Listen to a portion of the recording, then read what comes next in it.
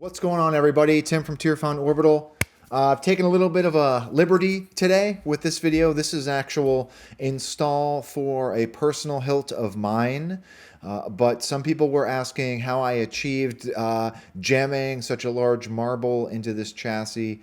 So I do want to talk about the chassis a little bit, and then we will do a little bit of a demo, and I'll talk about the hilt a little bit too, right? This is what we usually do. So this is for a Great Lakes Saber Company, Kota. So I recently did a Hearts of Khyber Kota a couple of weeks ago, maybe a month ago, and I really loved that hilt. It was a phenomenal feeling hilt. It was full steel. I really liked the way the grip was wrapped. You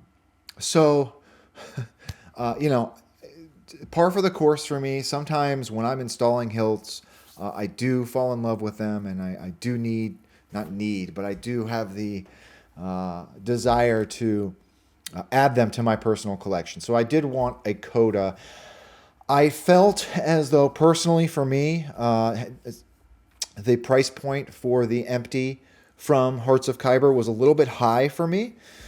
So I actually went with a hilt from Great Lakes Saber Company, which, in my opinion, well, I don't want to choose one or the other, but I feel as though the one from Great Lakes is a little more accurate in that it's a little bit longer. So it is a double, like a dual-handed lightsaber, typically. So I feel like this one's a little bit more accurate.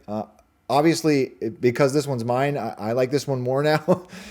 So yeah, I want to talk a little bit about the chassis first, and then we'll do a demo. I wanted to do something a little bit different with this one, in that I put a marble in it, and this marble actually I made. So at some point last year, I took a glass blowing class with an artist local to Philadelphia, and it was a really cool experience. And I said, well, hey man, can I just make some marbles with, having the full intention of hopefully utilizing them in some builds, because I thought it would be cool if it was some marble that I made, right? But I just haven't really had a chance to put them in any builds. So since this one's personal to me, I thought it would be cool to add a marble that I actually made. So, and that was a really cool process, learning the glass blowing process and what goes into all of that. So it was really neat experience, right? So let's come down into Fusion. We'll talk about the chassis. So this is the chassis that I did for this build. This is a static chassis, so it is held in place with a set screw towards the upper part of the hilt, right? So here is that giant cavity. This is where I put the marble. Now the marble wasn't your typical, marble size that you see, like cat's eye marbles or whatever. Because it was a custom diameter, I had to make sure that I had the right size hole. And I also wanted to light this marble, obviously. And I thought it would be cool to add a ring of 2020 neopixels around the marble. So I've got a channel in here. And this is where I have a 2020 neopixel ring going around the circumference of the marble itself, and that lights the whole marble, which gives it a pretty cool effect, right? But other than that, just typical light greebly work around each side. We've got our battery tray here, 24mm speaker. This is from Smuggler's Outpost.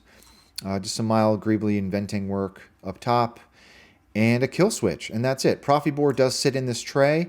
I do utilize this chamber down here for some wire management, but the board does slide up underneath this lip and secures that way. Press fits in there that way, right? Nice and simple, nice and easy. Getting that marble in there was interesting.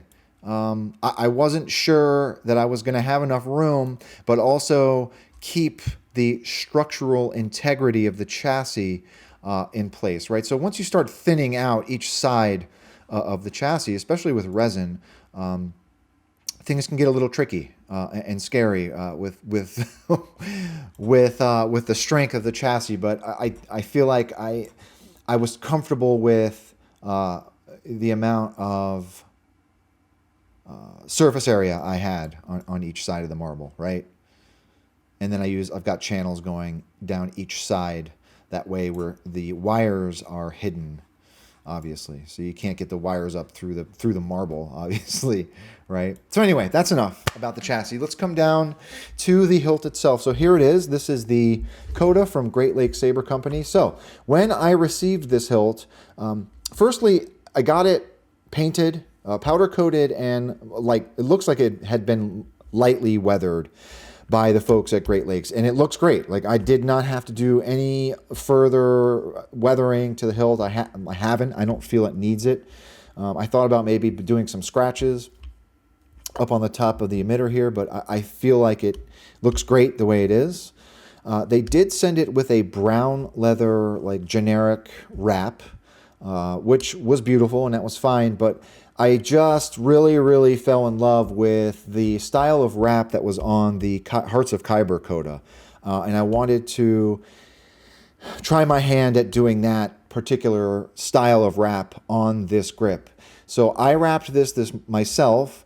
I got some leather strips. So I got some leather strip for this wrap. Now, initially when I first wrapped it, the width of the leather strip was way too small. So I got a thicker version and just wrapped it. And it's the same process as with any wrap.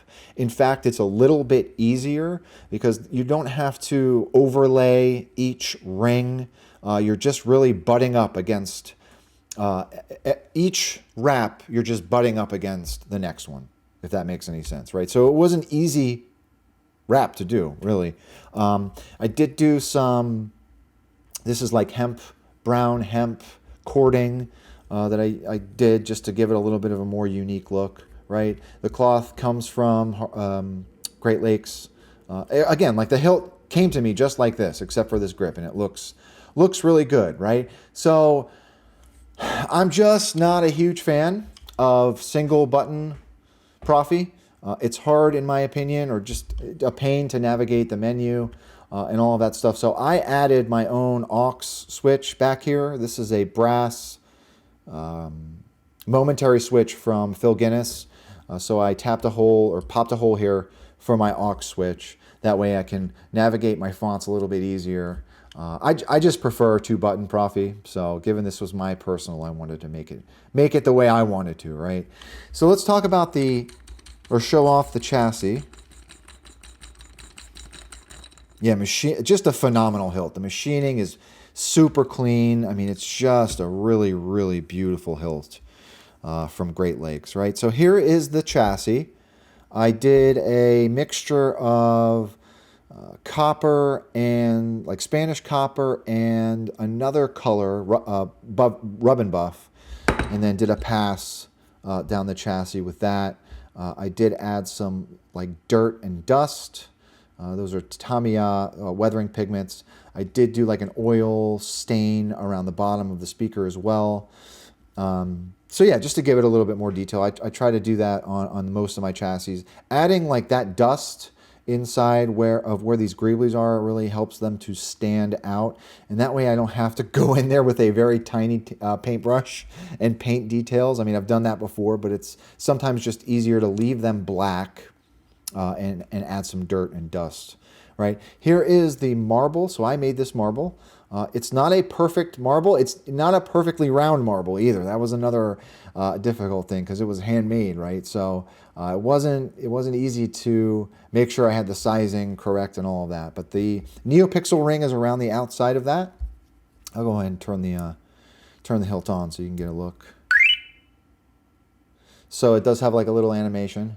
I don't know if that's washed out by the camera. There we go. Yeah, what I like about this marble is that it's, again, like it's not, let's come down to the bottom. So the marble is not perfect, right? So there are like bubbles in the marble, which I actually like.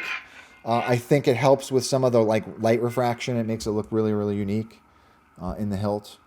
Right, so yeah, let's do a little demo. Let's put a blade in it. So I've been on a Final Fantasy kick recently, so I put a couple of Final Fantasy fonts on this hilt, and there's a couple of other ones. So let's check out Cloud.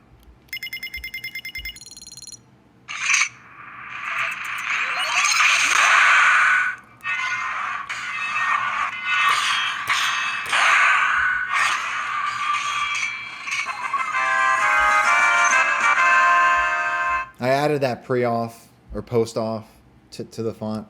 I've got another one here.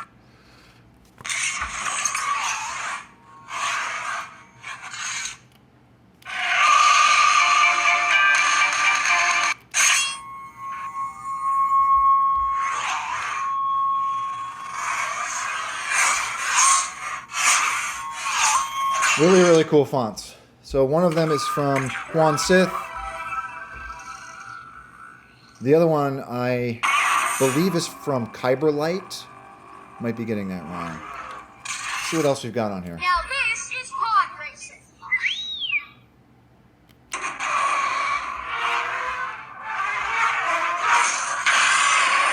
I'm Anakin Skywalker. In time you will call me Master.